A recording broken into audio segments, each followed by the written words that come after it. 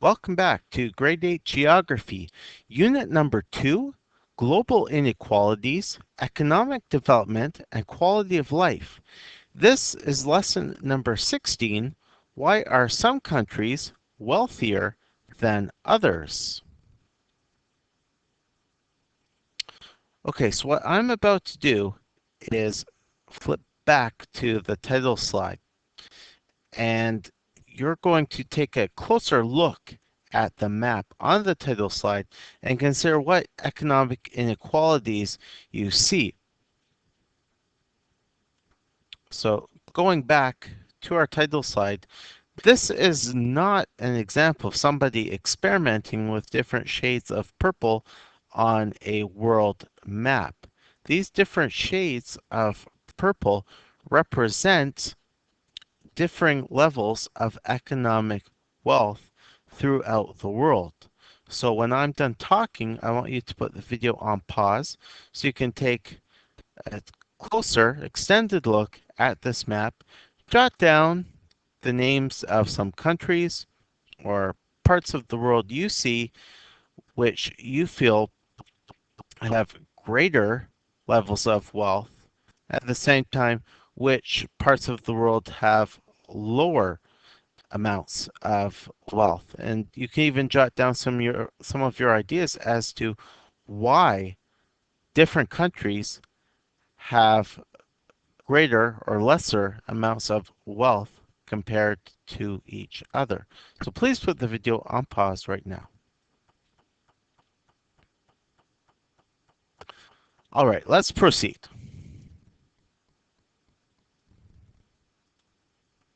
A major factor that affects quality of life is wealth. The term wealth refers to the total value of a country's resources, including material goods, natural resources, and human resources. When most of the citizens in a country are working, the country is wealthier. The citizens buy what they need and pay taxes. The government then uses the taxes to provide services like education and healthcare, which improve the citizens' quality of life. And here you can see that everything is connected. Personal needs, needs of the family, and finance. All three things come together. You need things like employment, jobs, insurance.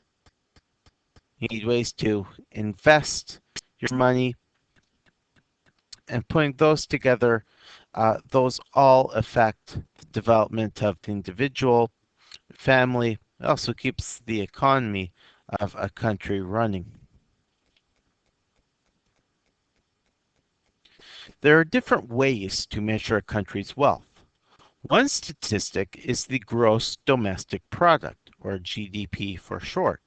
The GDP is the total value of all goods and services that are produced by a country in a year. If the GDP grows larger each year, it is a sign that the economy is healthy. And so this is interesting to look at. This graph here compares the United States GDP and Canada's GDP starting in 1900, working all the way over to 2011. Something for which I want you to consider at home is how have Canada's GDP and the United States GDP changed between 1900 and 2011? So put the video on pause so you can take a longer look at this table because I'm going to be asking you about this in our next class.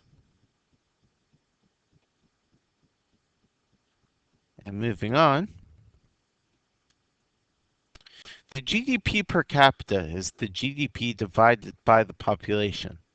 This statistic is useful when comparing different countries' levels of wealth. Two countries may have the same GDP.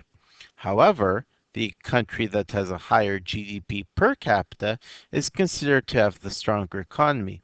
So, in other words, GDP per capita means the average amount of money that a person makes in a country in a year.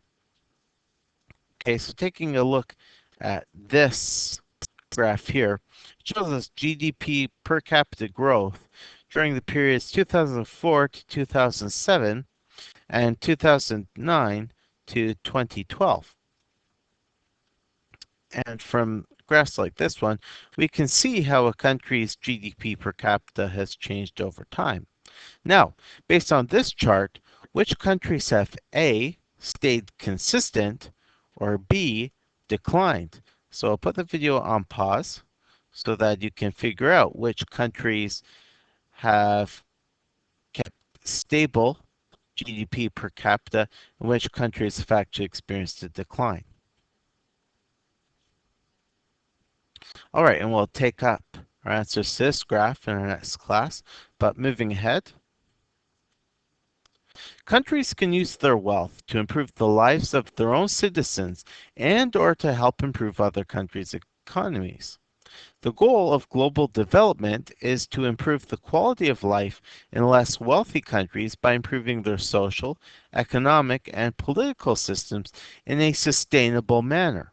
An example of this is building a wind farm for a country that has strong winds but lacks the money needed to generate electricity. Economic development is the improvement of a country's economy. The improvement of a country's economy is meant to improve the people's quality of life.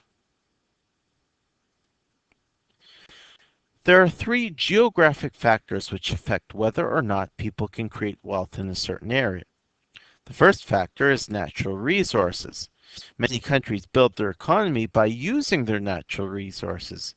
People are more likely to make money when they have forests to turn into lumber, minerals to make electronics and jewelry, water to make electricity, and land to grow crops. Countries that are rich in natural resources, such as Canada, have been able to develop industries that are very profitable. And this is not a painting, folks. This is an actual photograph of the super pit, which is a major source of gold, which is invaluable to Australia's economy.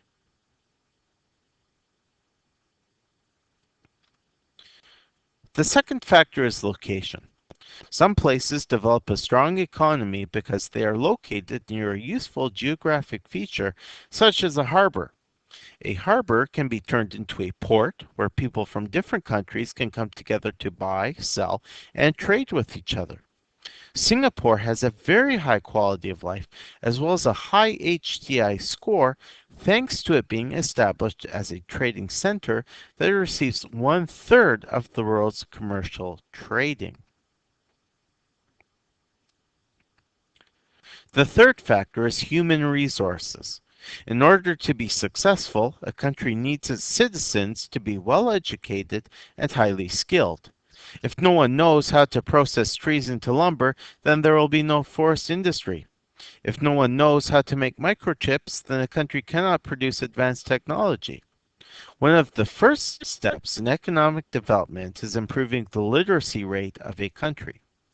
While this takes time, teaching people how to read leads them to learning more advanced skills, which they can then use to get a job or start their own business. All right, so I'm leaving you with this wrap-up activity. So you're going to read each statement and determine what word or words are hidden under the blue rectangles. So we'll take this up in our next class. So what you need to do then is put the video on pause so you have time to read each sentence and figure out the missing word or words. If you don't feel that you're able to complete this activity right now, it means you need to go back and watch the video at least 2 more times, and then when you're ready, put the video on pause. All right, and I look forward to discussing the answers to these questions as well as the other questions included in this video. But until our next class, this concludes today's video.